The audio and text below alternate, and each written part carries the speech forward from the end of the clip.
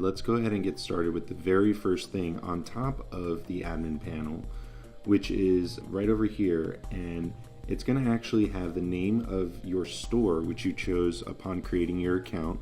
And remember, you can change that name anytime that you want. So go ahead and click on this area, and you'll see that a little pop down is going to drop down, and you'll see that you have options like view your user account, which if you click on it, this is what will show up. It'll show up with your email address that you used to sign up with, your first and last name as you specified, and any other basic information for your account.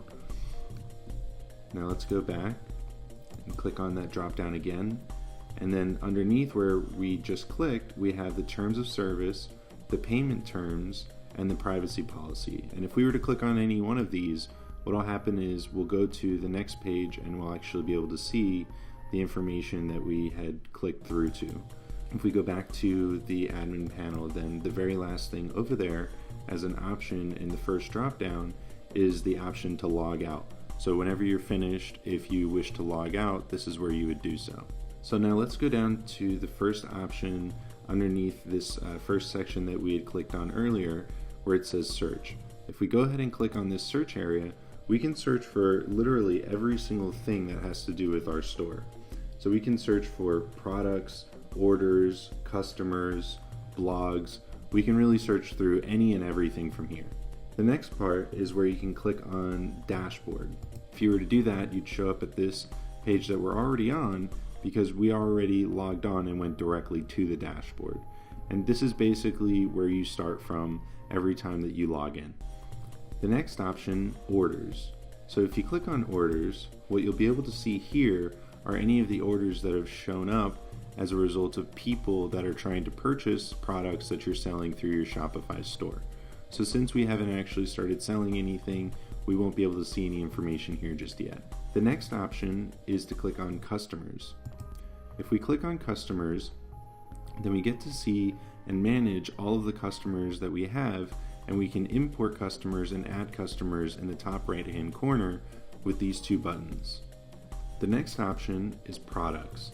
So if we click on products, what we'll see is that this is the area where we can add products that we wish to sell on our Shopify store.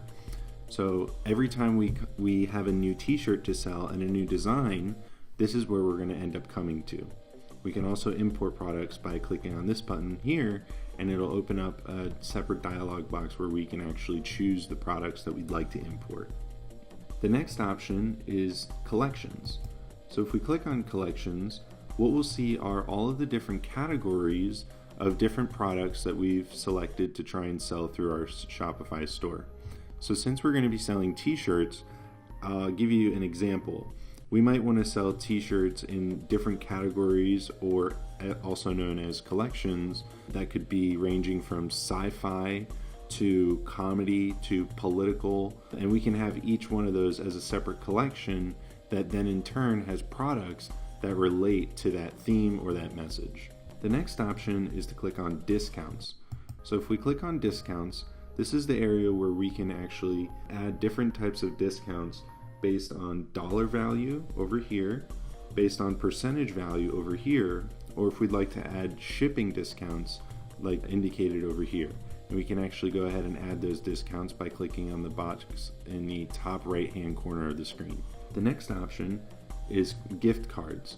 So let's go ahead and click on gift cards. Now over here, this is where you'd be able to add gift cards that would be available for sale, so that other customers could then give these gift cards to their friends and family that they can then use to purchase goods off of your website later on. The next option that we have on the admin panel is reports. So let's go ahead and click on that. You'll see over here in reports that all of your data about your website will be categorized and listed all over here. So you can see everything from taxes to payment methods, orders, customers, and where your traffic is coming from. There's a lot of information over here, and it'll be worth time looking over all these things and getting very acclimated with your reports. The next thing that we can click on is blog posts. So this is where you would actually be able to manage all of your blog listings and You can add a blog post by going into the top right hand corner and clicking on add a blog post. You can manage comments, and you can manage the blogs by clicking on the two options to the left. The next option that we have is pages. So these are going to be separate web pages on your store, which is a website containing all of these web pages, and your pages are going to either have information about the business, or they're going to have information about the product or the products that are available. So you can add pages by going up into the top right hand corner and selecting add a page over here. Now let's go back to the next option on the admin panel, which is navigation.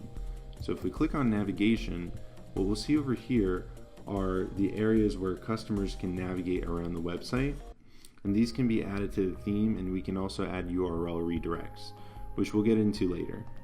The next option is for themes. So this is the way that our site looks right now, but we can actually go ahead and choose from many other different themes by going up into the top right hand corner and clicking on the Visit the Theme Store. If we go ahead and do that, the theme store will open up, and this is where we would be able to go in and select our themes. The next option to choose is apps. So once we click on the apps button, what we do is we actually see some of the apps that are available over here for download and integration into your Shopify store.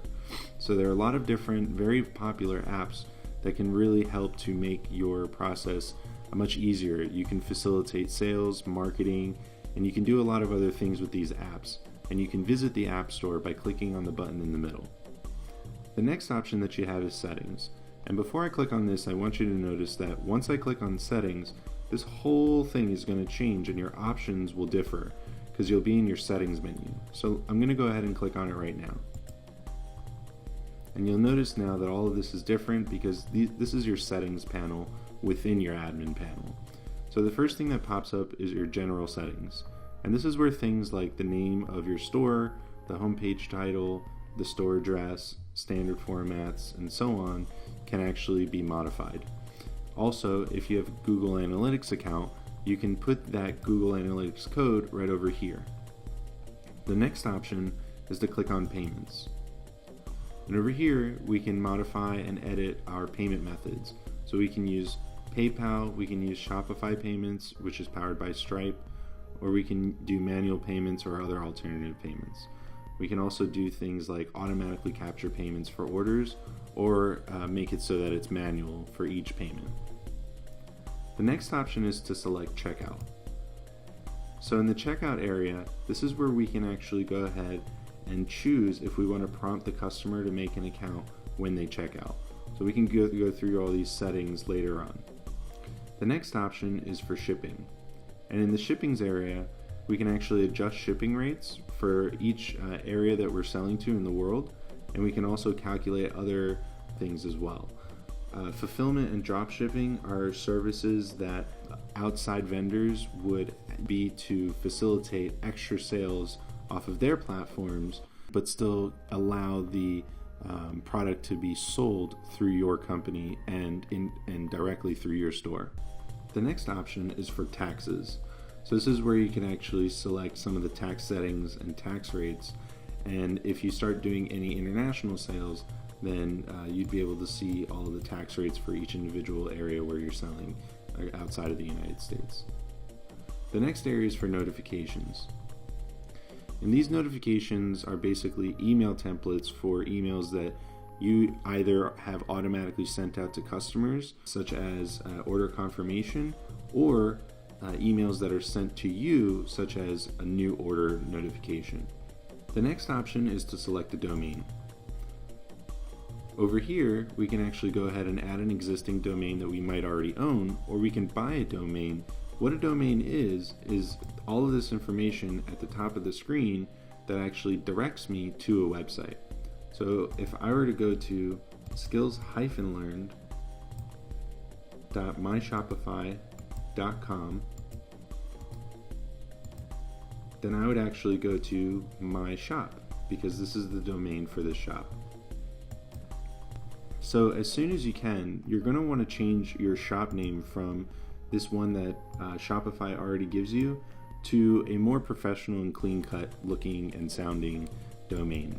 So I might want this to be skillslearned.com, no hyphen, no .my Shopify. The next option is to select files. So when we click on files, this is where we can upload all the images and videos and other documents that are related to the products that we're selling. The next option is to select account.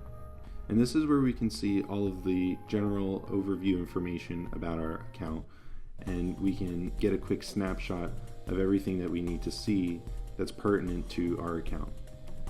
Now I'm going to go back to the front of the admin panel, and I'm going to go down towards the bottom where we have 3 additional buttons to select. So the first one is a question mark, and it says need help when you scroll over it, and I'm going to click on it, and this is where you can find the help center, the community forums. This is where you can hire an expert. I'm going to go ahead and click on this and show you that in the expert area right over here you can hire people to do everything from design your website, to set up your website, to develop apps for you, and market your products. You can also get photographers who are able to take professional quality photos of your products should you need it.